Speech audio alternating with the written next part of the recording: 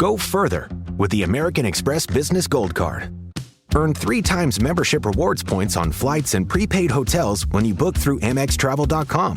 Whether your destination is a business conference or a client meeting, your purchases will help you earn more points for future trips. Experience more on your travels with Amex Business Gold. Terms apply. Learn more at americanexpress.com/business-gold. Amex Business Gold Card. Built for business by American Express.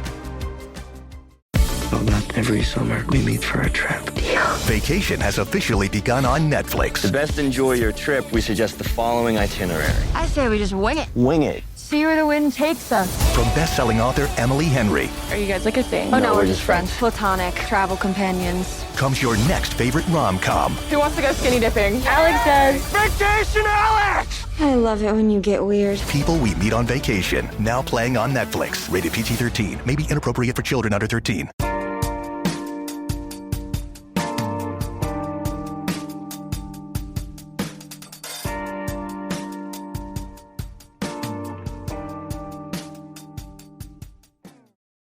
This is the multiple award-winning GardenDC podcast, the podcast about everything gardening in the Mid-Atlantic region and beyond.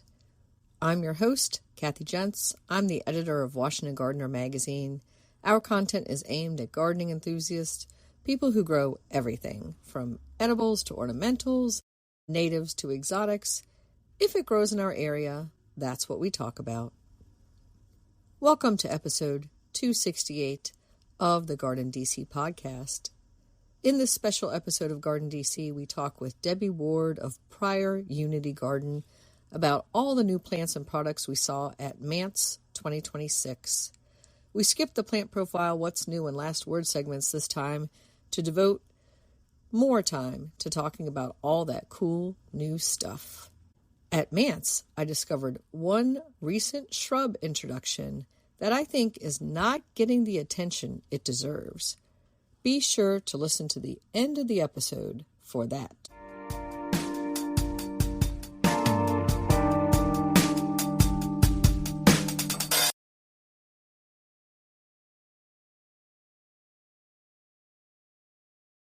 This episode, we're joined by Debbie Ward of Prior Unity Garden.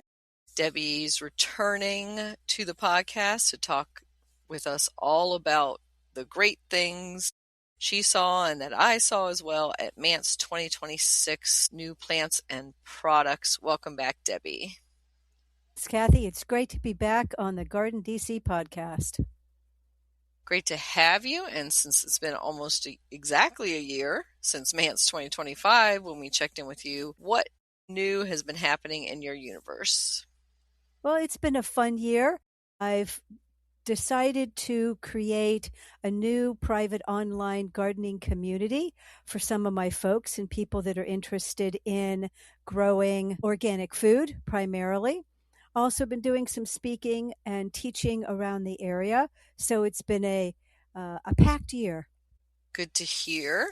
And I'm sure you'll be doing a lot more speaking in the coming year, all about food gardening. And what are your other favorite talks?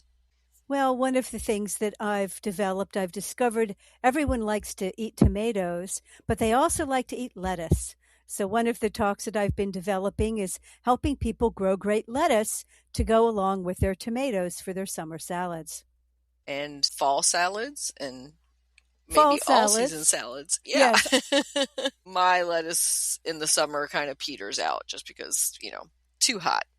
It is a lot harder, and that's one of the things in this talk that I've want to pass on to people. If some ideas on how to get lettuce going a little bit farther into the summer, do a little bit better so that you can eat fresh salads from your garden all year round.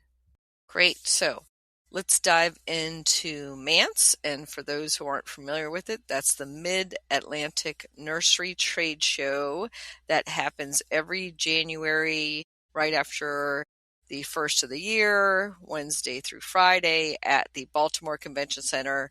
And it takes up the entire convention center's exhibit hall space and then some, a little bit on the outside as well, and some lobby areas. And it's just a trade show. There's really not education and other stuff along with it. that way people concentrate on attending the trade show. So it's business to business, in other words. It's people placing their orders for their garden centers or landscape businesses, etc. And so we get to attend Mance as press, Debbie and I, and we had a press briefing and of course ran around the floor. Ran is probably an exaggeration, but yeah, it's it's a tough few days on your feet trying to get to as many booths and cool things as possible. I'm gonna have one complaint, Debbie, besides our sore feet, is I did not see anything marking new exhibitors this year. Like there was no signage or sticker or anything on the show floor for new exhibitors booth. So that made it a little harder for me to zone in on those special newbies, first time exhibitors. Yeah, I agree with you. I sort of gave up at some point and just started, going people that I hadn't seen before, just sort of engaging in conversation to try to find some of those new folks. Yeah, I would usually just go up to them and say, "Is this your first time at Mance?" And invariably, if I hadn't seen them before, yes, that was their first time at Mance. Yes. So let's check first into the great plants that we saw at the show. Some of them new, some of them more tried and true. And I'm going to start off, Debbie, with Leaf Joy. And they are the houseplant division of Proven Winners. And not so new, but named 2026 Houseplant of the Year is Endless Cascades Shining Sea Star Wax Vine. Not a short name.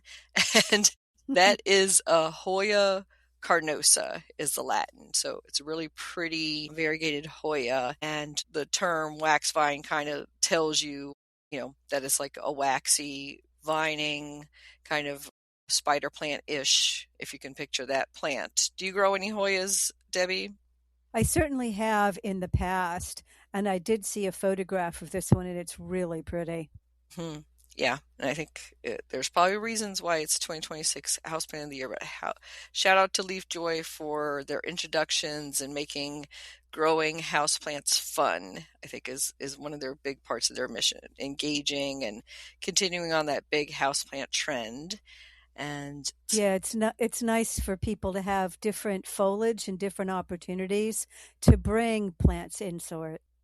Yeah, and then the next thing, speaking of year of plants, so that was Houseplant of the Year. It's Year of the Azalea 2026, which I'm ecstatic about because one of my many other hats is editing the Azalean for the Azalea Society of America. So we are very excited about Year of the Azaleas. And that's from PDSI Plant Development Services, Inc. Encore Azaleas as part of their brands, and the National Garden Bureau designated it Year of the Azaleas. And so Encore Azalea has a new Encore Autumn Velvet. So it's kind of a deep magenta, beautiful azalea. They're evergreen rebloomers, like the rest of the Encore series is. And then I think at our press briefing, you and I learned about Garden District.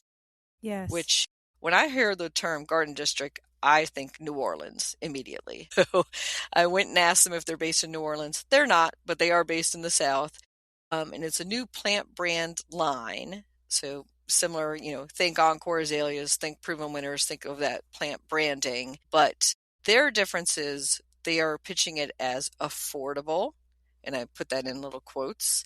And many of the plants that they are introducing in their line are from breeding work by Dr. Michael Durr in Georgia. So many people will be excited about some of his woody plant introductions. Yeah, and what he was talking about was, we asked him, what does affordable mean? And we all got a good chuckle, but really what they're trying to do is bring some wonderful new introductions for people that don't have the highest end budget, but have a little bit less in their budget, but still want to bring something new and exciting to their garden. Yeah, I think these will be like good, tried and true backbone plants, very well tested. If I know Michael Durr at all, he's not going to release any dogs out there into the public. And I think you'll look for Garden District branding on the pot, but they also said their growers don't have to use the pots, that it might just be on the tagging. And so next I visited Walter's Gardens because they always have some great introductions. And they had a Heliopsis that they were excited about, kind of like a sunflower, but looked more like a Rudbeckia almost in the pot, called Forged in Fire, like a flaming orange-red color. So that was cool. And a Hyssop, which I love the name of, Debbie, Nectar Ninja. Fabulous name. Fabulous name. Yeah, so it's a hyssop. If you were walking by, you might think it's a salvia. You might think it's a lavender. It's just like covered in purple flowers. But Nectar Ninja, because the bees love it, the pollinators love it, and it's going to be just covered in those pollinators coming to your garden. And then the next in their introductions was a Persicaria Glowing Reviews, and another great name. Who doesn't want glowing reviews? But also because the foliage is like a bright chartreuse and the wands of flowers are like red. So it literally looks like glowing embers in your garden. It's a real standout. I think for us in the Mid-Atlantic, it's going to be more of like a part shade to part sun plant and bring a lot of color to that part of your garden. And they also had a new lavender summer serenade. And, there's been a lot of lavender introductions, I'm sure you know, too, Debbie, on the market. But this one is more compact. So I'm thinking people who might just have that one pot on their back step and want to use lavender for herbal use, this might be a good choice for them. Yeah, that sounds perfect. Or even someone with a small townhouse garden that wants to have more different variety of plants could still have a small lavender in their space. And then the last of the Walters Gardens introductions that they told me about is a Cerastium or Cerastium. I'm probably going to butcher that Latin.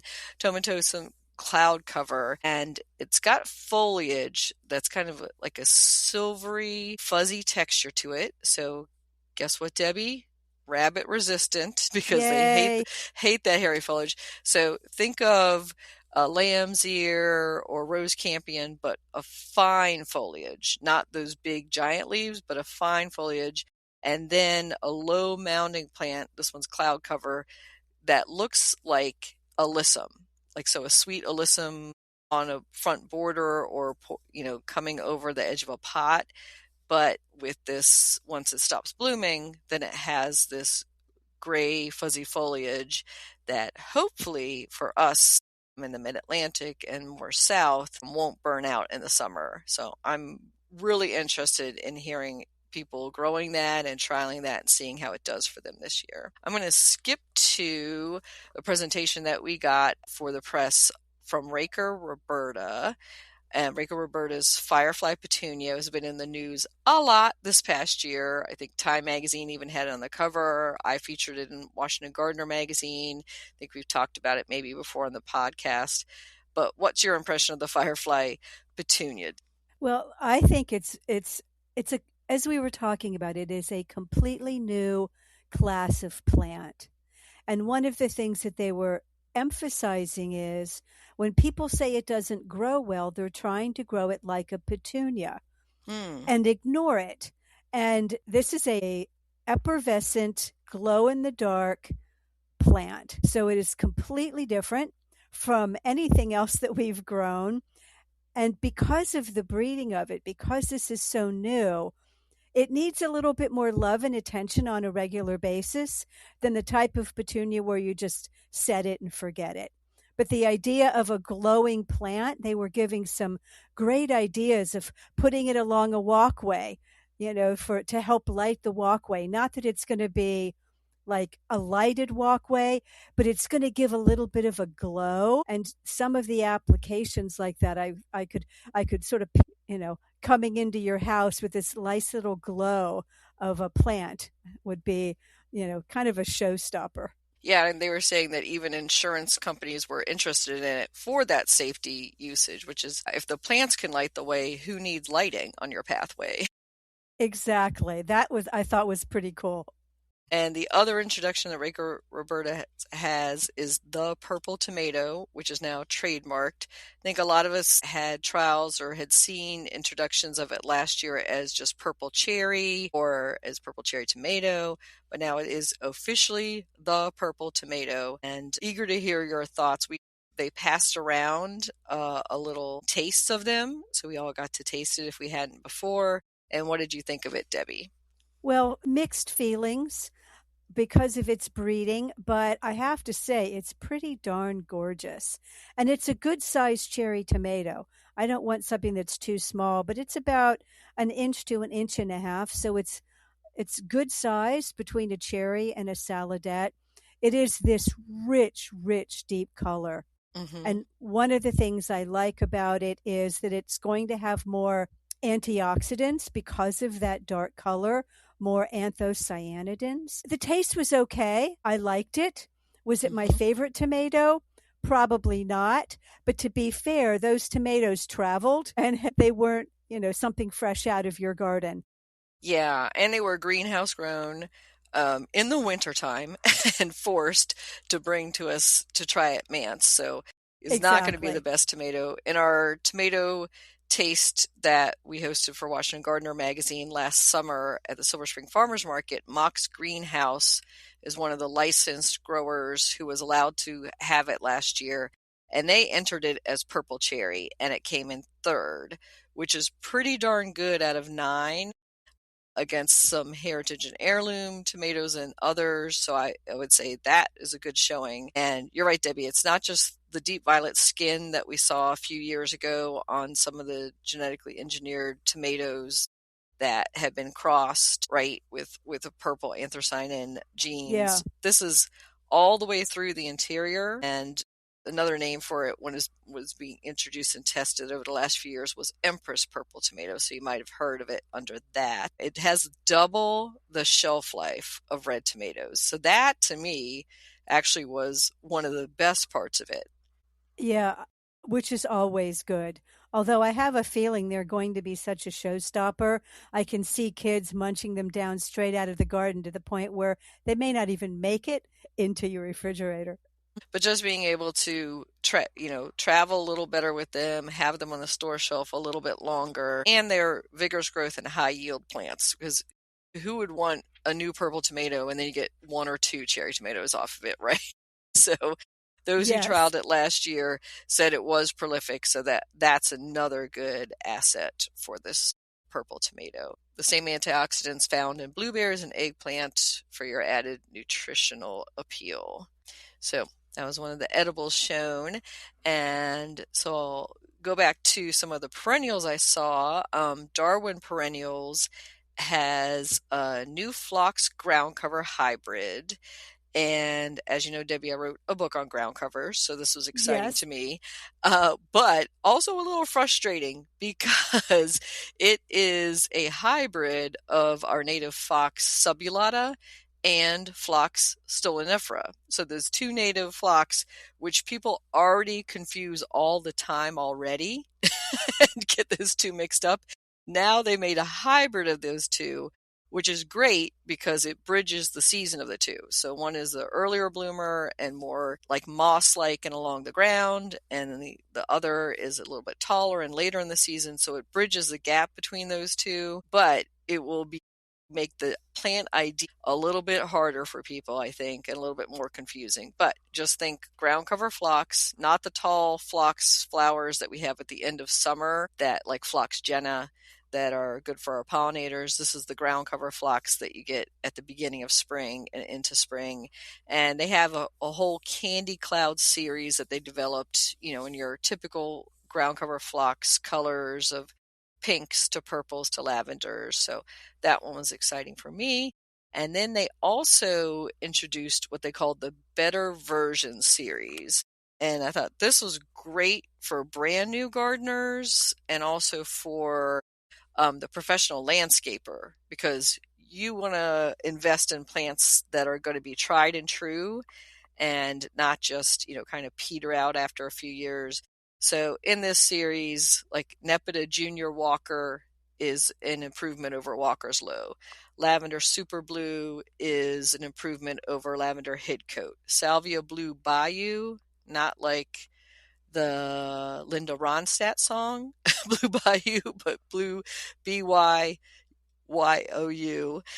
Bayou is the improvement on Salvia May Night. So thought that was a great marketing tactic to pick those improvements out and highlight them in that series. And then during our press briefing, Star Roses and came and talked to us about the new Martha Stewart rose. So Debbie, I don't think you grow a lot of roses, do you? I don't anymore. I used to have a rose garden, and so I have grown a lot of roses in my life.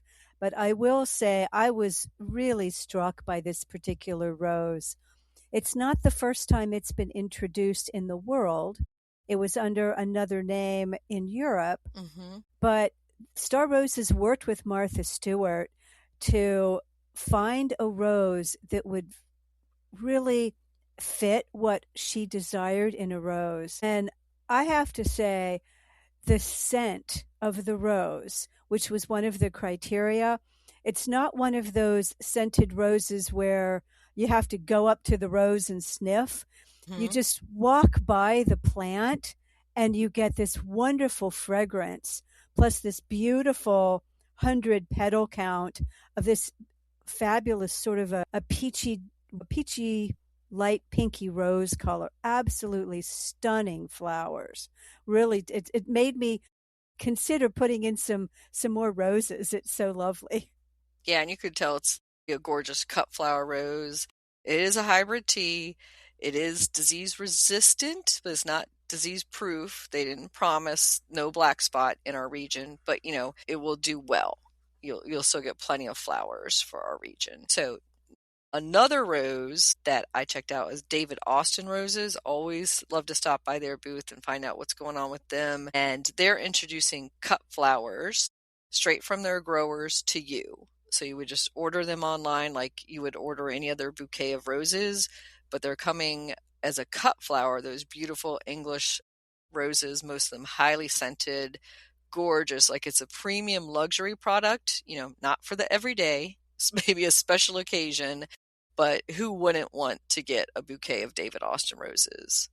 And then they also told me about the King's Rose that's being introduced in 2027.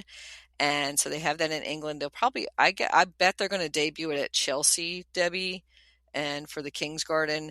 But Probably. basically, it's a shrub rose, a tall shrub is how she described it. But what's different than the rest of the David Austin kind of classic full English roses is it's an open single bloom, and it's kind of got red and white striping. And what they're raving about is the rose hips, and that's very unusual for David Austin roses to form rose hips, but this is just covered in these beautiful rose hips after it blooms, which are a great source for wildlife. And of course, you could make rose hip tea.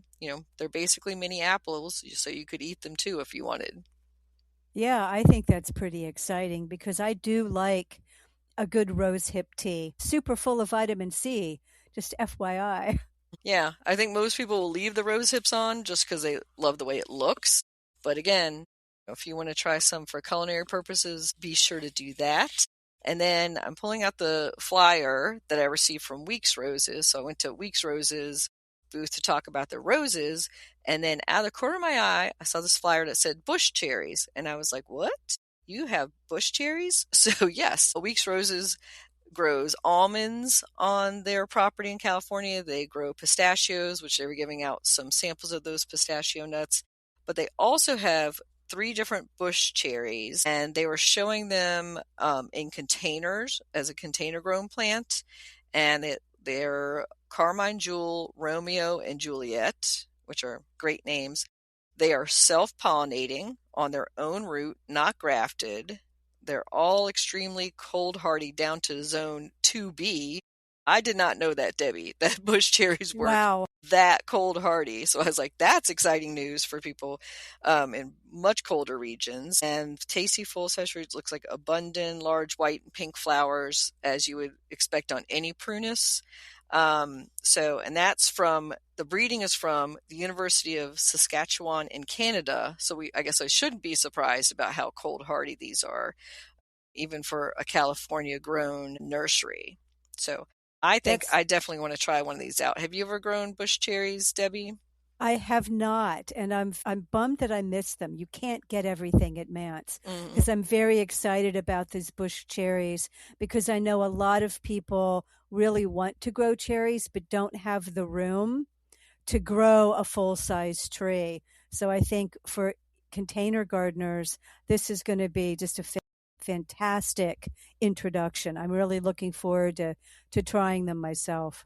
Yeah, it sounds like pretty high yields. I asked them about, protecting them from birds and other animals, and they said there's plenty to share. It's not like your blueberry bush where you get 3 berries, and when those are gone, you don't have anything, right? Yes. Always disappointing when you want to share some blueberries, but you'd like some blueberries for yourself too. So speaking of another fruiting plant, but you probably won't get any fruits off of it to feed yourself. The USDA and U.S. National Arboretum had their usual booth there and talking about some of their new introductions and work. And I was so happy to see them there that hadn't been cut from the federal budget, because I think it's so important for them to share their research and what they're working on. And they have what's called the Rockstar Plants Collection. So when you go to the U.S. National Arboretum in D.C. in person, they have little signage for rock stars. And they have like fun names like Purple Rain and that sort of thing. And what they highlighted was a creeping raspberry, which is native to the Pacific Northwest. And again, you might get a little bit of fruit, but really you're growing it because it's a great ground cover plant. And so I was talking to the US NA people there, and they were saying that they would love to see it more in propagation, that they would love to share it with growers, because I'm just not seeing it being sold at local nurseries and garden centers. And I think this is a plant that really should be used a lot more in local gardens. I see it at our public gardens, like Brookside Gardens has a nice big patch of it, but I don't see it used in home gardens here in the Mid-Atlantic region too much. Well, hopefully that will change, because I think it'll be a great addition. Mm-hmm. And, it's not a thorny raspberry. It's not one of those like multiflora rose wineberry crazy things. Don't picture that. It's more like a creeping shrub along the ground that gives you the occasional berry. And sounds like fun to me. And let's talk now about some of the seed companies. So those are plants that we visited. So Botanical Interest, which is now part of Epic Gardening. They had the seed of the year for them was a cinquefoil, which is I'm going to call it a native plant, a wildflower in the West. I asked the ladies at the booth, had they ever grown it? And neither of them had grown it from seed. So we were all kind of like, how well would this do for us here in the Mid-Atlantic? Theirs is called Scarlet. That they're featuring, and it has radiant clusters of scarlet blooms held above foliage. The foliage kind of looks like a poppy, Debbie, if you can imagine. Yes. Kind of that like kind of scratchy, I don't want to call it scraggly, but kind of between a strawberry and a poppy, serrated type of foliage. And then you get those open flowers that look almost like a geranium or a strawberry, again, almost verging to a poppy. But that would be a cool one to try out for full sun in like some places with really great drainage, I'm imagining, not sitting in wet clay soil. Yes, because I've seen cinquefoils do tend to grow in sandier soil. Mm-hmm. And I'm interested to see what the flower looks like, because the only ones I've seen have had yellow blooms. Yeah, and this is Scarlet, so Potentilla Thurberi, I think is how you say the Latin. So again, that would be cool to try out from Botanical Interest. And I was talking to them about Epic Gardening being their new owners. Were they going to rebrand everything now under Epic Gardening, or were they going to keep the Botanical Interest brand? And they said, yes, they're keeping them separate. Yes. But Epic Gardening has certain amount of edibles under theirs, but Botanical Interest also has the annuals, perennials, herbs, and other things. Did you explore that a little bit with them? Yeah, I spoke with them for quite a while, and they were explaining that the difference is that the Botanical Interest is going to have more of the unique, higher end, harder to find varieties that they've continued to carry, along with what they have previously carried, but that the other line is going to be sort of a lower tier line. It's the varieties that you see every day. The seed packets are less expensive. And so they will have the two different names because it's sort of two different niches of gardening. Yeah, I was going to say, I think Epic is more like the tried and true. You can't go Yes. wrong with these varieties. And then the Botanical Interest would be more like the collector's varieties. Yes, that's a good way to put it. The other thing that they've introduced, which I've seen them pushing quite a bit, is their new seed shakers. And I know other companies have seed shakers. I talked to them for a while about them, and they have several different ones, several different options. Not only do they have like a pollinator version, but a butterfly version and a hummingbird version. They've also got one that is a couple that are cover crops, which would make it easy for growing crimson clover or buckwheat, as well as lawn alternatives. So for those out there that are wanting to do an alternative to your lawn, either in some or part, they've got a shaker, really easy. And then for the annual folks, they've got a cut and come again zinnia shaker. And what makes theirs unique is that it's 100% seed. So you're not getting any filler. So one of the things they were talking about is when you look, you may think that some of them are a little bit pricey, but they don't have any fillers in them. Whereas some of the other seed shakers do have fillers. And that was something that they wanted to make sure that people were aware of when they were looking. And it's a super easy way to be growing some flowers. It's a shaker. Makes it really easy. Yeah. And fun, fun to garden with kids, to clear a bed and kind of just shake the seed in and see what comes up, because they're all mixes. And some people don't love mixes because they want to be more precise. But for those who are, open to experimentation, those will be fun. Absolutely.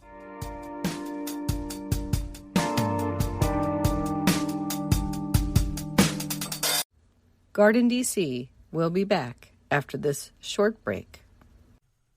Get low-maintenance alternatives to lawns with Ground Cover Revolution by Kathy Jentz.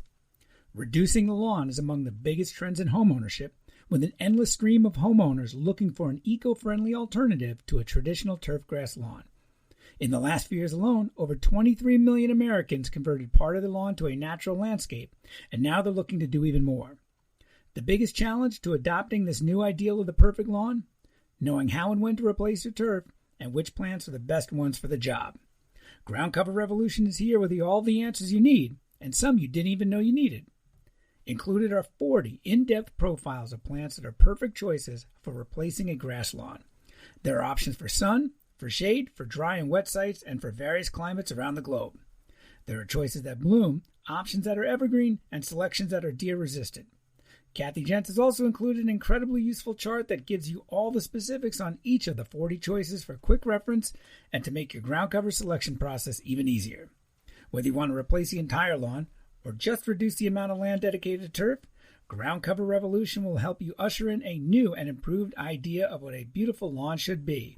Ground Cover Revolution is available now wherever you buy books, including Amazon.com and Bookshop.org.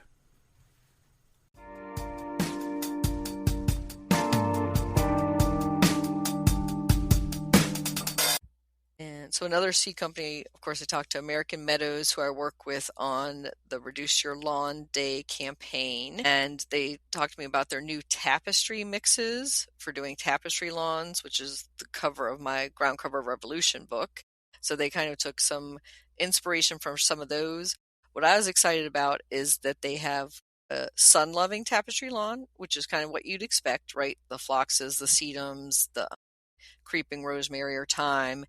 But they also have what they call a good feelings tapestry lawn, which is things that have a high scent or are very soft to walk on. So that is a different take on it. I would have called it maybe like a bee lawn mix, but you're not stepping on a bee lawn as much.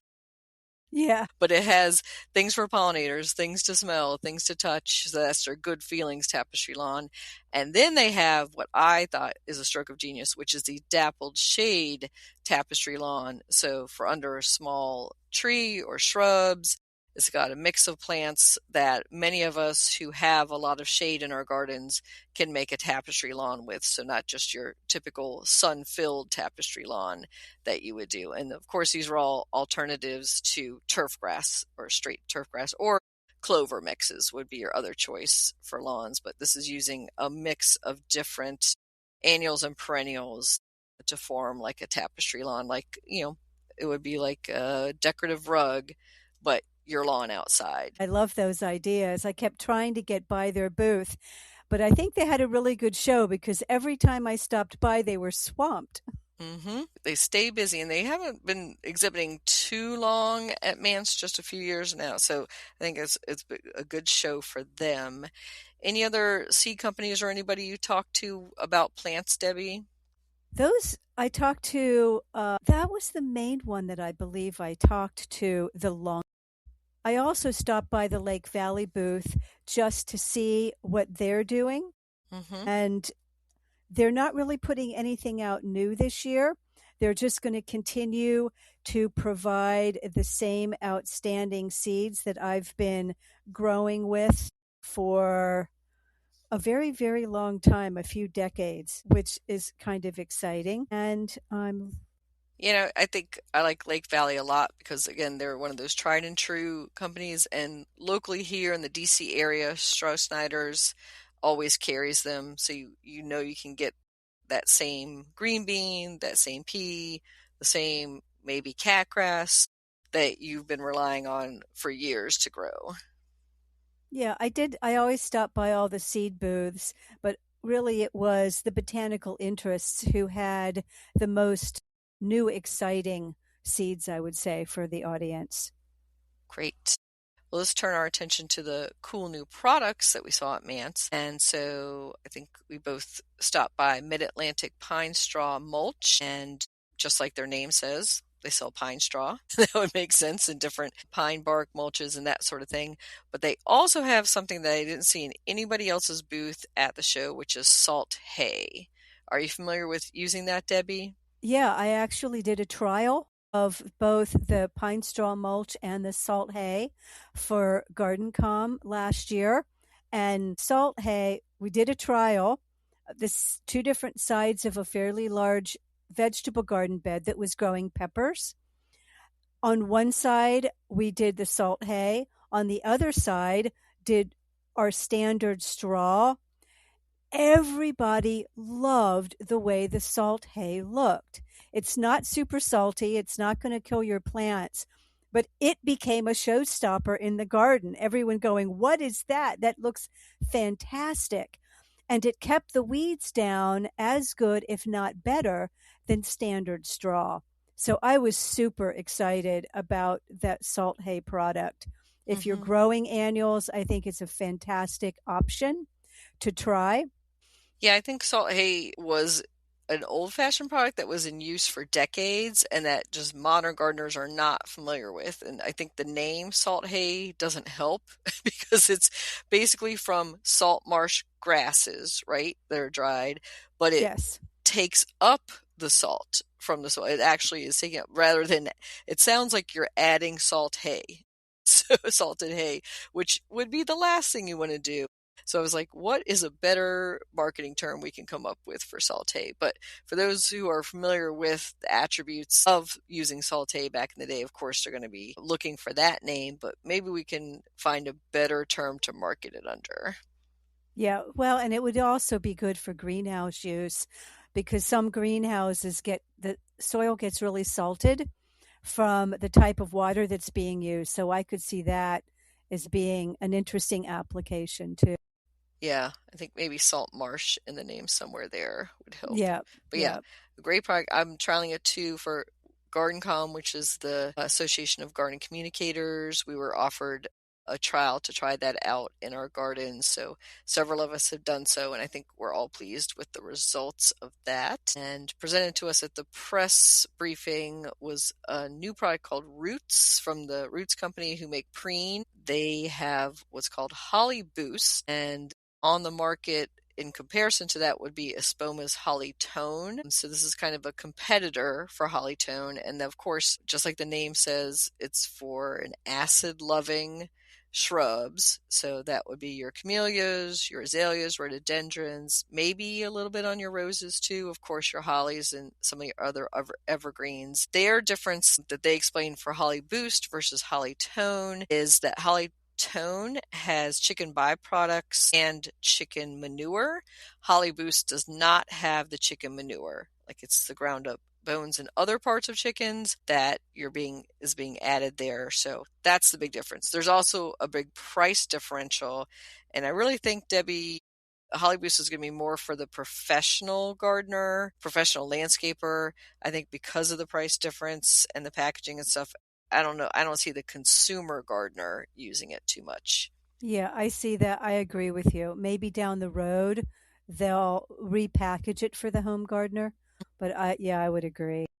Yeah, I think it'll be a few years before it would be for home use. But you can, if you're a professional landscaper or if you have a public garden or a large azalea collection, look out for Holly Boost and try it out and see how it does for your garden. So next on our products list is Neptune's Harvest. And I stopped by their booth, and what caught my eye was the fish and seafood fertilizer, which is liquid fish fertilizer. I've been using a liquid fish fertilizer from the Alaska brand for years. So Neptune's Harvest recommended I try their fish and seafood fertilizer, which they said has a little bit different base and formulation than other fish fertilizers. Yeah, I've been using Neptune's Harvest products off and on for many, many years. And they've got both the liquid fertilizers as well as a dry fertilizer, so there's different options for it. They've also I was there for a while and talked to them about a couple of their other products, one of them being their liquid humate, which is a really great additive for your soil. It's a soil builder to build the humus content in your soil. So that could be a good product for someone who's building a new bed or wants to improve the soil in their bed. The Neptune's Harvest liquid humate would be a great option for that. And then he gave me, as we were talking, he gave me another little tip for the fruit growers, thinking tomatoes, peppers, cucumbers, squash. He was saying in his garden, what they'll do, they have a fruit and veg formula. And he will start off planting that or using that when he plants the plants of his vegetables. And then as the plant starts to wane in production, he will use the rose and flowering formula. And what that does is give the plant a boost to flower more and therefore produce more fruit over the season. And I thought that was a really cool tip for folks out there that are growing and want to grow a lot of your annual veg, your flowering veg, for longer in the season. Interesting. Yeah, he gave me a little sample of the rose food as well, the liquid fertilizer, just to try out on my roses. And he also gave me a little baggie of the crab and lobster meal, like meal as in, ground up bone meal or blood meal. And so this is, basically the shells ground up. My cats were in love with that bag. I had to hide it in the freezer. I will be happy to try it out. I think I'm going to try it out on some of the ones that might have blossom end rot tendencies, like our tomatoes and those type of plants, and maybe try it as a top dressing. Also to see if it would work as a rabbit and deer deterrent. So I was talking to him about that as one of the attributes of some of the fish fertilizers is it can keep some of those pesky animals away that are trying to eat your crops as well. Yeah, he was telling me about that crab and lobster meal, that some of the finer particles will break down fairly quickly, and then the larger ones are going to be like a slow release over a few months. So it's really a great, get it now as well as into the future product. And because they're basically very crushed, rough pieces of shell, they can be a deterrent for things that like to dig around plants, or I would see slugs, where you might use diatomaceous earth, right, around something. Maybe this would be a substitute for that. Maybe a bit more expensive substitute. I didn't ask him about pricing for this. Yeah. The last note I want to say is that if you are an organic gardener, they do have a lot of organic formulas. Yeah, the fish and seaweed one that I'm looking at here is OMRI certified, and all the ones I talked to him about, I believe, are OMRI certified. So next door to Neptune's Harvest was Soil Moist. They are under the JRM Chemical Company is their booth name, but most of us would know them by the brand name Soil Moist. And I think, Debbie, you looked at one of their newer products. Yeah, they've got a few interesting things noted. They've got their little granules, which is what I had been familiar with before. And he was telling me if there's anyone out there that's teaching or nonprofits, that they will provide little sachets of those. So a heads up, if there's any nonprofits listening out there, or schools, he's provided it for schools as well as municipalities. But then he handed me this packet for hanging baskets, planters, and containers. And what they've done is they've taken their Soil Moist product and they've put it into kind of I would just call it a cloth. It just looks like a white cloth. And what you do is you put it in the bottom of your container, and it allows you to have that Soil Moist product in your container, not necessarily mixed all into the soil, so that you're not having to water as often. And if you've got so it comes in a little packet for what I would call like a regular size container. I'm looking at it now and I don't know if it tells me exactly. It says if up to a 20-inch container. If you've got more than a 20-inch container, then you might want a couple of these. But you're putting it right below the root system of the plant is where you're going to put it. And it's going to give you that even water in your container. And if you happen to have huge containers, you can also get it in a roll for really massive containers if you need it. Yeah, I think it'll be cool. I almost want to say it's like a plant diaper, but instead of, it's holding in the moisture, especially for us when you go away for several days or a week and you have those hanging containers that just dry out in 2 seconds in our worst of our summer heat and just no rain in sight. This will save a lot of plants, I think. And I think what I was interested in was I was thinking it was a bottom liner, like you would put that liner from Soil Moist on the bottom, then add the soil, then plant the plant.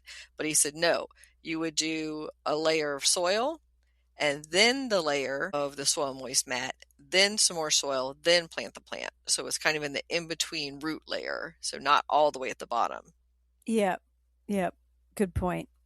And so next on our products list is the Witch. They're brand new exhibitors this year, and it's a wheelbarrow hitch, hence the name, the Witch. And their tagline is making wheelbarrows fly, and made in the USA. This couple of entrepreneurs were out of New Jersey, and this was their brand new product that they came up with. And I thought it was a great invention, especially for people who need to transport things from, say, a front street to a back alley garden where you just can't get a truck or something in, or like a narrow townhouse, right? And you don't want to put a crane over the house. That would be crazy. But if you can get a little pull tractor, a club car, a little golf club car, and attach your wheelbarrow on this hitch to the back, that would be great. Yeah, I think that could revolutionize moving stuff around your garden, frankly. Yeah, it says the first and only patented system to instantly hitch and release wheelbarrows from a tow. So I think, this is pretty new product on the market and experimental, but I think a lot of people are going to be excited about that, not having to push wheelbarrows back and forth and speeding up things a little bit. And I just love the product name as well. Also part of our press presentation to us were the bio tags from HIP labels, and they've heard the same thing I've been saying for years, and I'm sure many other gardeners and plant consumers have been saying for years, is we can recycle or reuse the pots a lot. We have some biodegradable pot alternatives, but it's the dang tags, right? Like that's the biggest amount of plastic waste right now, I think, from my garden, is just when you get a flat of annuals or a flat of strawberry plants, every single one of those has a plastic tag sticking out of it. And those are not recyclable in any way, shape, or form. So they came up with the biotag, which is biodegradable when planted into soil. So you're going to bury it with your plant and then it will disappear. They said, let's see, their stats say 90% in 90 days when it's fully covered in soil. I'm super excited about this product personally because I don't know how many years I still keep finding little bits of plastic tag around my garden and pretty much every garden that I go to. So I did ask him, the product is not out there yet. It is more expensive at this point because it's so brand new and it's so revolutionary.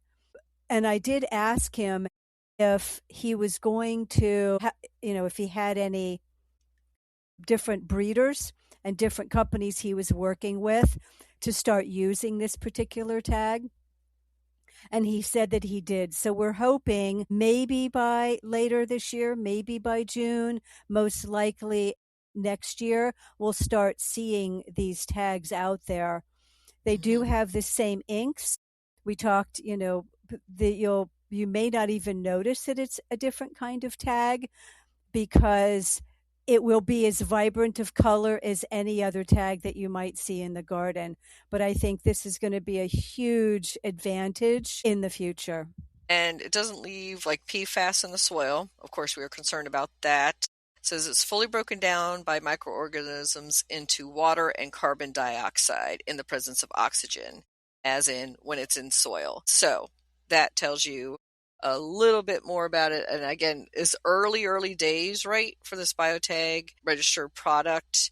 And again, it's soil biodegradable, which is different than, say, compost. I'm sure if it was buried in a compost pile, as long as it had oxygen available, it should break down too. But it's not to be put like in your plastic recycle bin. That's not how it's going to break down. Yes, exactly. And yeah, so the PhD, Kelvin Akamoto, was there to talk a little bit about the research. They've been working on it for many years, so they're excited about it. And of course, I would think that it's not just plastic tag applications, that it might go to the pots and signage and other things as well too, if this is a success. And in similar developments, I talked to American Beauty's Native Plants line, and they have a new biodegradable pot. So what they're doing is they're growing the native plants regularly, and then when they are potting them up for that last step to go out on garden center shelves out for the consumer, it's kind of like a tray of milk cartons. So imagine if your milk carton was just the bottom third, like the top part was cut off. So just like a thicker paper carton, like with like a little bit more thickness or less waxiness, but recyclable like any of those cartons would be. They did say again, Debbie, a little bit more expensive. They're trying to figure out, will the consumer pay more to have it in these biodegradable pots, or can they get it to be on the market at about the same as what their current pots cost, if they can accomplish that? I think what will happen in the future is that both of these kinds of products will be more expensive in the beginning with everything else. Some consumers will go for it, some won't. But I think as renewable energy sources have spread and gotten cheaper, I think these kinds of products will also become cheaper as time goes on. Yeah, I agree. And I think more competition will come in the market, more consumer demand that they do more of these type of offerings. So a couple last products to talk about before we wrap up. And I stopped by Natura. I think I'm pronouncing it correctly. Natural products for your home and garden, because they have the systemic deer and rabbit repellent system that my hosta and daylily crazy friends are mad about. So basically, it's a topical spray with dry blood, whole egg, solids, and garlic. And then you're also putting in a little tablet at the base of the plant, and that bitter substance is being taken up into the leaves of the plant. So deer find it extremely unpalatable. You wouldn't use this in your vegetable garden to protect your lettuce, Debbie, but you would use it for your herbaceous perennials mainly. So it's another great tool in your defense arsenal against deer in particular, but also rabbits, voles, groundhogs. Any mammal that likes to chew on your plants is not going to be happy with something with the systemic coming up into its leaves that has just a super, super bitter taste to it. Well, and I believe that it's sounds all great. OMRI certified. I have to check again on their website, but they do say organic components in those. And you were saying, Debbie, that you visited Gourmet Gardener's booth, which I didn't get by, and you were excited about their new spirals. Yes, the website is gourmetgardener.net, and they've got two different products that I had not seen before. They've been extensively used more in Europe than they have here. So two products. One is called Spirals, and it is ideal for supporting peonies, delphiniums, or dahlias with those big, heavy blooms, any of those flowers that tend to fall over. And what's unique about this is because of the spiral design, what you do is you put the bottom bloom or a bloom from the plant on it, and you just twist it gently around the plant. So if you have a peony or a dahlia that you haven't put a trellis on already, that you missed it, or if a heavy rain is coming, you can just spiral this on and protect those blooms from falling on the ground at any size of the plant growth. And I think, all the times I've seen my peonies flop to the ground from the heavy weight, this is a really exciting offering. And then the other one they call twisters. Again, these come in 3 to a pack, and these are for growing clematis, roses, sweet peas, tomatoes. Both of these products are galvanized steel that will last over a long period of time, and they're both collapsible. That's the other thing I liked about them is for these twisters, instead of having a big, huge tomato cage, you've just got this circular twisted piece of metal that you put on a stake, and then it just collapses right down. So super easy for storage, and both of these come in 3 packs. So I'm really excited about trying these in my garden with different kinds of plants. Yeah, sounds really useful. From mostly for ornamentals, but for some edibles too. I could definitely see that. And for those of us who hadn't got everything tied up and trellised perfectly, this is a good step to get it done if something's starting to get out of control on you. Exactly. That's one thing I liked about it. Doesn't have to be done right away. So we should end this with a shout out to some of our favorite people that we like to see at Mance every year. So Natalie Carmoli of Proven Winners Color Choice Collection, was great to catch up with her, and David Culp, who has the Brandywine collection of plants with Cavano's perennials. I ran into Brent and Becky of Brent and Becky's Bulbs. It was great to see them there. And I stumbled across, I don't know if you saw her there, Wildflower Sod, who was a guest on our podcast this last year. And they got a booth, Debbie, by the skin of their teeth. They're based in New York, and she said that they got called the night before Mance with an opening. So there was I think they said 170 wait list. The show was sold out. And so they probably got a call because they were able to move in and do it quickly that last minute, and even had some examples of their wildflower sod that rolls out, some pieces of that in their booth to show, which I saw a big crowd every time I walked by. So that was fun to see. Cool. I missed them. Yeah. They were kind of like in just this little side aisle, and I think they just, swooped in at the last second and got that booth. So they were very lucky to do that. And we always love to see our fellow GardenCom members like Homer with Twixwood Nursery and Chris with Must Have Perennials. And then you were saying you stopped by a local food grower. I think it was Summer Wind Farms. Is that the correct name, Debbie? Yeah, it is. And I just sort of, they caught my eye. Summer Wind Farms. And as I got to talking with them, they have USDA OMRI certified plants, and got to talking about them a little bit. And they are the supplier of all the organic plants, both vegetables, herbs, fruits, and cut flowers that you're going to find outside of Mom's, outside of Whole Foods, and most of the garden centers in the Washington, D.C. metropolitan area. These are the folks that are growing the plants that many of us are buying. So it was great to talk with them and find out where some of my plants have been coming from. Yeah, that's great to know that and where are they based in? They are in New Jersey. So they're probably supplying most of the Mid-Atlantic with those OMRI certified organic plants. And those are plant starts, correct? Like seedlings, not the actual correct. Fruits or products. That's right. These are the plants. They're in Newfield, New Jersey.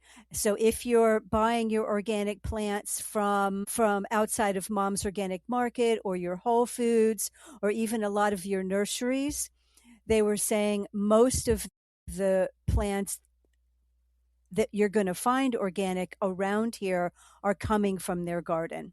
And we're about as far south as they supply.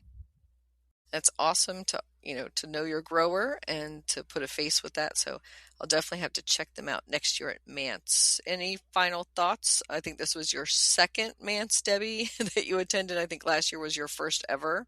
Was it a little easier for you? It was a lot more fun. It was easier last year when it is such a huge show. And last year I was just sort of getting the lay of the land.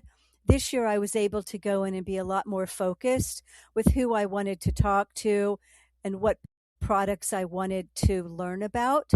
So I had a much easier time and a more enjoyable time, plus getting to see some people that I had met last year and other friends that I don't get to see very often. So always a great time.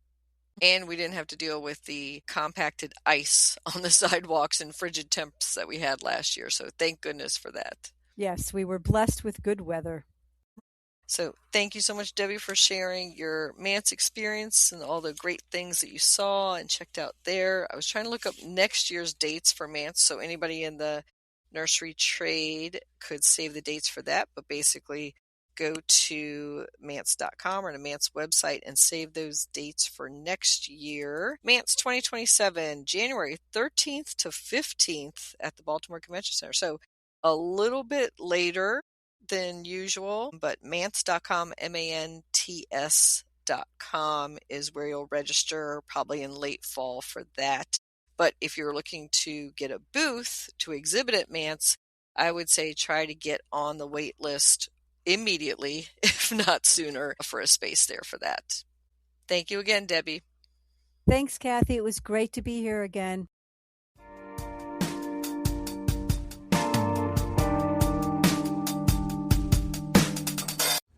GardenDC will be back after this short break. In the book The Urban Garden by Kathy Jentz and Terry Spate, you'll find dozens of inspiring and creative ways to grow flowers, shrubs, vegetables, herbs, and other plants in small spaces and with a limited budget. Whether you want to grow on a balcony, rooftop, front stoop, or a tiny urban patio, turn your growing dreams into reality and build a gorgeous and unique garden that showcases your personal style while still being functional and productive. With the ingenious ideas and resourceful tactics found here, you'll be maximizing yields and beauty from every square inch of your space. No matter what you grow, the 101 amazing growing ideas found in the urban garden will turn your tiny urban yard into a treasure trove of green you'll be proud to share with family and friends. Buy your copy today at your local retail bookseller or order it online now at Amazon.com or bookshop.org.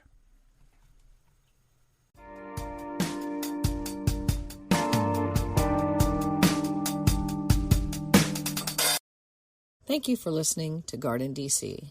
This episode was made by real humans. It was produced and hosted by myself, Kathy Jentz. The Let the Sunshine music interludes are by James Mulvaney.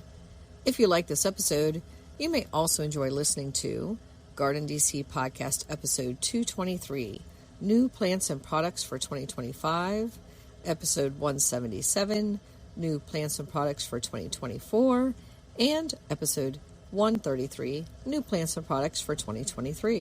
You can become a listener supporter by going to the link in our show notes. Another way to support this podcast is to subscribe to our monthly digital publication, Washington Gardener Magazine.